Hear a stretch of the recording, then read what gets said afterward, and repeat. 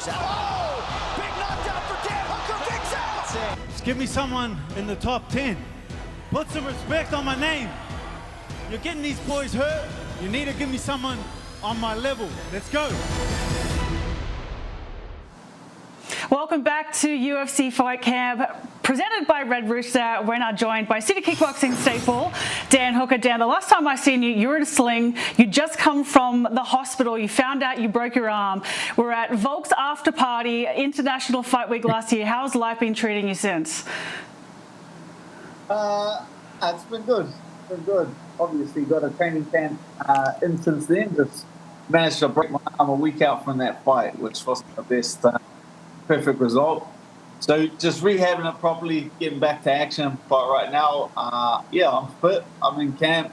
I'm back to full training, full sparring, and stuff like that. I'm just, excited to get a matchup. Well, you kind of admitted that you kind of rushed back to training a little bit too soon after that first surgery from the Jalin Turner fight. How has the rehab been this time around? Have you kind of slowed it down a little bit, making sure you're 100% before getting back into training instead of going in too quick? Yeah, that's pretty much how it went. I can see where I went wrong in the first instance. Like, just rushed back a little too quick. Like, some things were done wrong in this first 8 weeks, which meant that the bone didn't really fused properly, and they told me that the second break was kind of inevitable. So lesson learned, slow down, pump the brakes a bit, and but we're good now. Now we're back to 100% and we're good to go. Fighters, we can really kind of be our own worst enemies. We always want to have fight, get back in there too soon. Sometimes we don't listen to our coaches telling us not to get back in there. How has your mindset kind of shifted around this time, having to be forced to take more time than you're normally used to off? Yeah, this will definitely be the longest layoff of my career, but kind of a blessing in disguise, I think. It was a good time to get all my ducks in a row outside of training and outside of fighting. So I feel comfortable with the position that I'm in now. My team around me, I feel happy with. I feel like everything's in place now.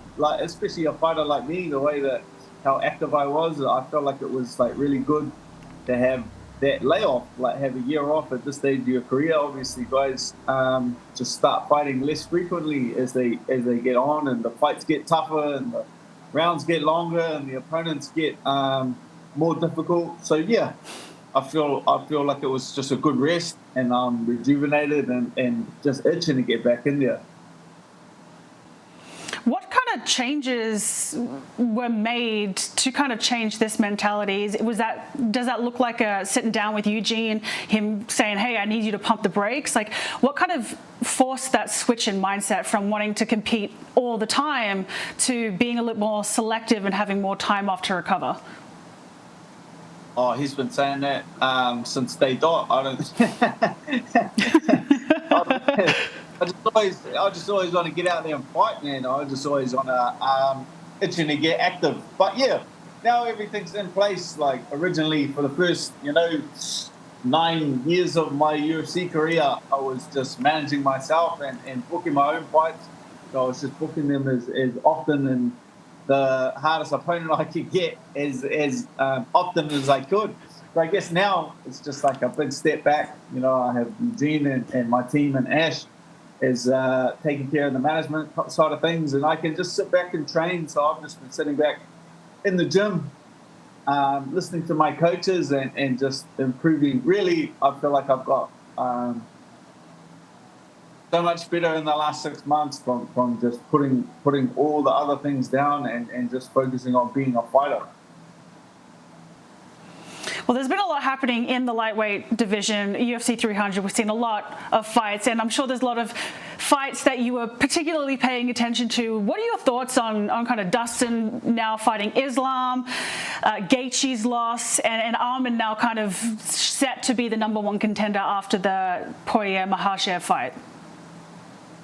Yeah, there's obviously a lot of clarity in the division now. because that was like the big thing. Like, kind of looked like Gagey was being stepped over for the title, but he got beat by Max. So I don't know, why is Max always down at 9 if he just knocked out number 3? That doesn't make sense. But but rankings don't tend to make at the day. But no, there's clarity to the title. There's clarity to the division. Yeah, I'm just excited to get my name back in the mix in come International Fight Week this year.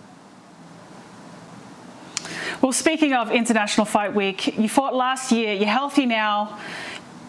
Do you want the International Fight Week card this year? And against who do you want to be back against? Yeah, I've been calling for the International Fight Week card. I've taken a good amount of time. I'm back 100%.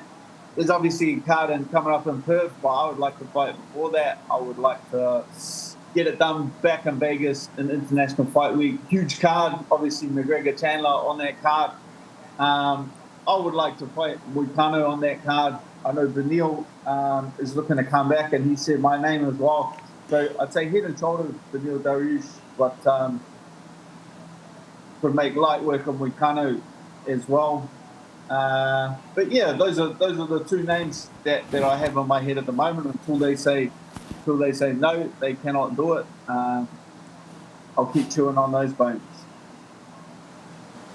Well, I mean, if those kind of fall through, would you be interested in a Bobby Green fight in Perth in 305 in August? Because I know you were originally supposed to fight him before you broke your arm again.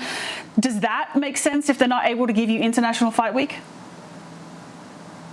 I think everyone knows me. If he's got 2 arms and 2 legs, I'll fight him. I don't think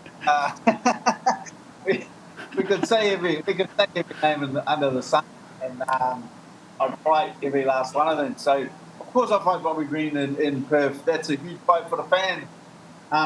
But he's got his eyes set on Paddy Pimblett in Manchester, so I think he's already taken. He's already busy. So I'm trying to get whoever sticks their hand up, I'll smash him. Anytime, any place, anywhere. That's always been your motto, that's for sure. But Perth 305, it has been rumoured that training partner and friend of yours, Israel Adesanya, might be returning to fight DDP for the middleweight title. Can you give us any clues of if that fight might be happening? And if that does get booked, how do you see that one go? Oh, I picked that fight mile away. I think that fight makes the most sense for Perth. That'll be like an awesome main event. A lot of my teammates will be jumping on the card. A lot of my teammates are trying up that card. So yeah, obviously I'm going to back my boy 100. I got 2 eyes shut. I'm picking my brother Israel Adesanya. Well, Dan, we look forward to when we see you back into the cage. Always exciting, and thanks for joining us.